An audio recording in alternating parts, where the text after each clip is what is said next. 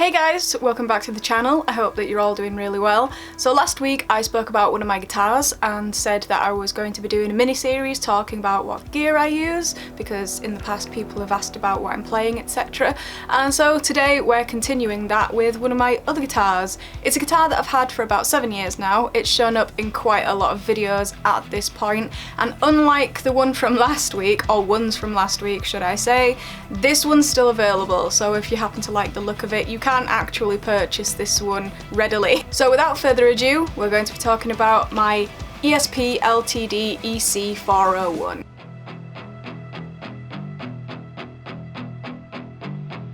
So the EC, for those who may not know, but I'm sure that a lot of people do know, stands for Eclipse. So this is the Eclipse series of guitar. You might be able to tell from the fact that the model printing is on the 12th fret that this is an older iteration of the guitar. This was from about 2017, 2018.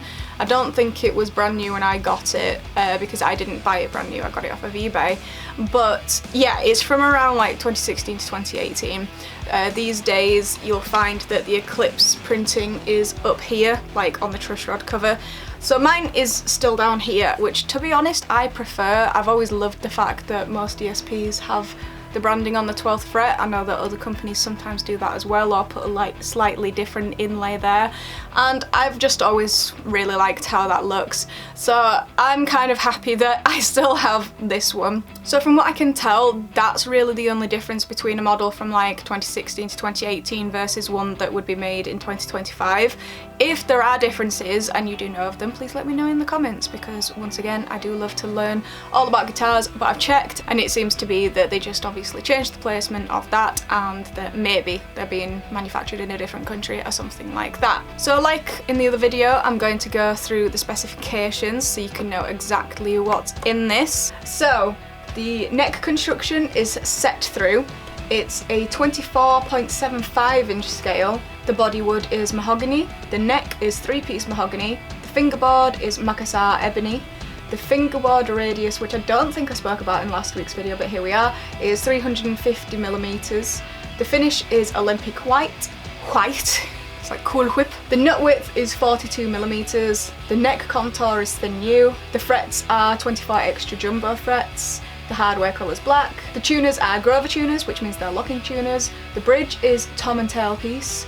The neck pickup is EMG 60, the bridge pickup EMG 81, and the electronics are obviously active because of the EMGs. So I did just say that this comes with EMG 81s and 60s in it.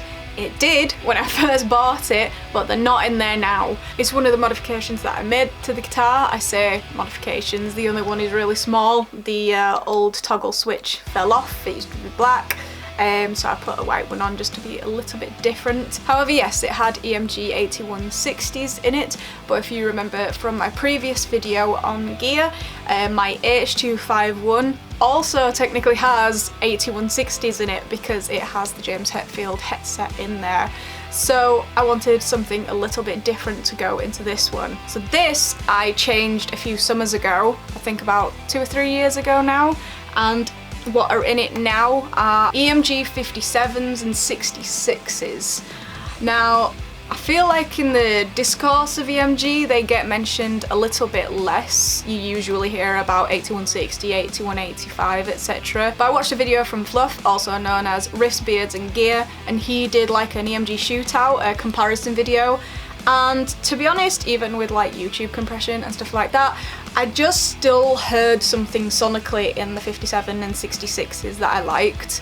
And so I got them and that's what I've been using in this for a little while. So depending on what video you may have seen, at some points they were 81 and 60s, and then from a certain point onwards they were 57 66s. Aesthetically they look similar to the 8160s, but you can see that the poles are showing, so that is a telltale sign that it's obviously not the original pickups that came with it. And instead of like the silver and grey EMG logos on them, they've got the gold. I really like how they sound. I'm still working on getting better at like mixing and stuff like that, so I hope sonically they've been able to give a true representation, or at least a sense of what they sound like through the videos. Like I say, I'm trying to work and get better on that all the time. But yes, you do kind of know what they sound like from what you've heard. It is nice having the locking tuners on this one as well. They're on the front, so you can see them in the videos. It's nice just not having to actually wrap the string around. I mean, it just means that when you're changing strings, it's a lot quicker. I do appreciate that. I do kind of wish that my other guitars had locking tuners on, but as I kind of alluded to last week, I can probably find a way to upgrade them at some point if I so wish. But the H series doesn't do too badly for staying in tune, so it's not so bad. This guitar, as much as I love it, is actually probably in need of a bit of a setup again.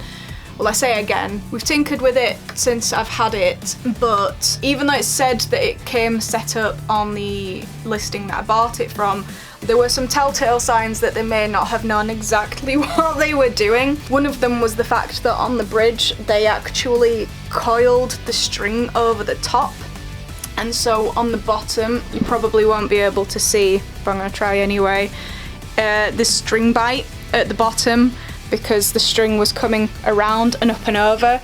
I saw that and I was just like, what in the world were you thinking? I don't know if there are people out there that like to do that for some reason. If you're one of those people, fair enough, but as far as I can see, it had no benefit and it just left the bridge with string bite in it. So obviously the first thing I did was change that and just string it straight through. I do use it for slightly lower tunings, so this one usually gets kept around drop C. I have done drop B in this as well, but to be honest, it probably needs setting up just a little bit to handle that a bit better.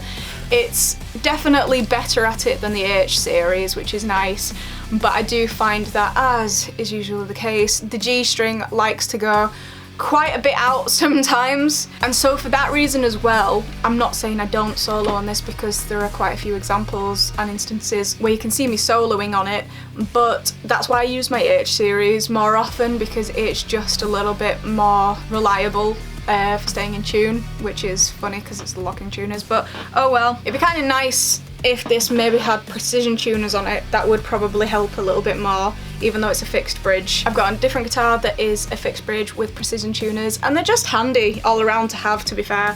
But in any case, this is by no means like an indictment on the guitar. I love this guitar.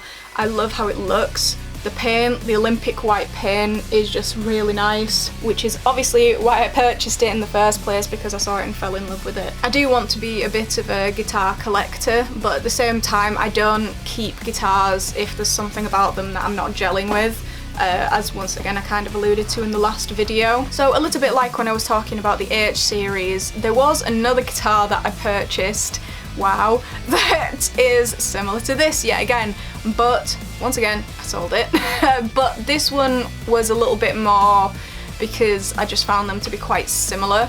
So before I talk about this guitar, maybe someone out there is going to be like, oh my gosh, you sold that, I'd have kept the other one and sold that one or whatever, but I just kind of went off what was right at the time. And so the bonus guitar for this week is the EC 1000, and I did have it in the vintage black, which was beautiful, it really was. I'm not going to read the specs out, I'm just going to put them somewhere on screen here because they're nearly identical to this. The difference is that the locking tuners are on the back instead, which is a bit more discreet, which some people will prefer, and I completely understand that as well. Like I said, the finish on it was beautiful, but it came with the same pickups and it's pretty much the same wood all around as well. The bridge is slightly different to the 401, but really other than that, a lot of it was kind of not really discernible in terms of differences, and so I just decided to sell it. I wish I had it now, purely because it's wonderful, and obviously it's nice to go back and forth between different guitars for different songs, etc. And it would have also been another guitar that I could have shoved some different pickups in, which is what I think that's one of my missions in life, is just to put different pickups in every single guitar. But yeah, so I did end up selling that one, so that's technically the bonus guitar for today. I would love a different guitar that has that matte black though. It is stunning. I absolutely love it. One of the guitars that I've been eyeing up in like a window shopping kind of way is the Demon 6 by Schecter. I don't own any Schecters and I would love to own a Schecter. And it's like a mid-range guitar, but it's got that like gold binding with the matte black finish. And even the Schecter pickups in it look like really nice because they've got like the gothic logo from Schecter on them imprinted.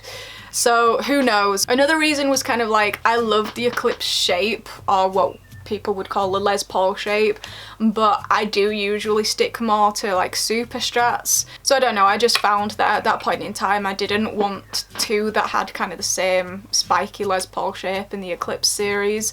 I've got a different guitar that is also technically Les Paul shape, but it's a bit curvier, it's a bit different. I may show you that in another video. If you would like to see that, please let me know. You interacting with these videos either with thumbs up or comments lets me know if you're enjoying it and if I should keep doing this, etc. So please let me know. But yeah, that's kind of it for the Eclipse 401 today. I'd class this as like my secondary guitar, and I don't mean that in a diminishing kind of way. It's just the one that I pick up second often to the AH series, because the AH series on the neck is just so comfortable for me.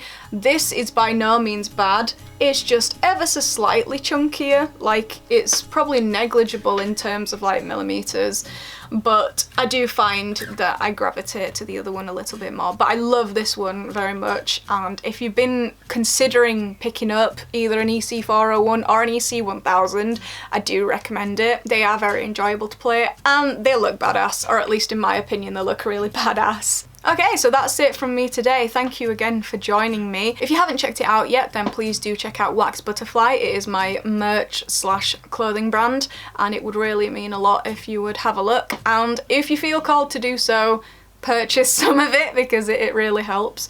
But I do really believe in it and I'm really excited to be doing that. Links for all other stuff are also in the description below, such as the 2-week free trial for Guitar Tricks. If you're wanting to get better at guitar or start in the first place, you have access to over 1,000 songs that are rock orientated to get you on your way. And if you need someone to write a little riff or solo for your song, I'm also available to do that. So everything is in the description below. I will also have a pinned comment with my link tree in it, which is basically a linking app that shows you everything that I'm kind of promoting at that time. The acoustic version of my new song Cardiac Romance is out now, and the full band version will be out June 27th because I finally got that sorted out, so hopefully it will be all good.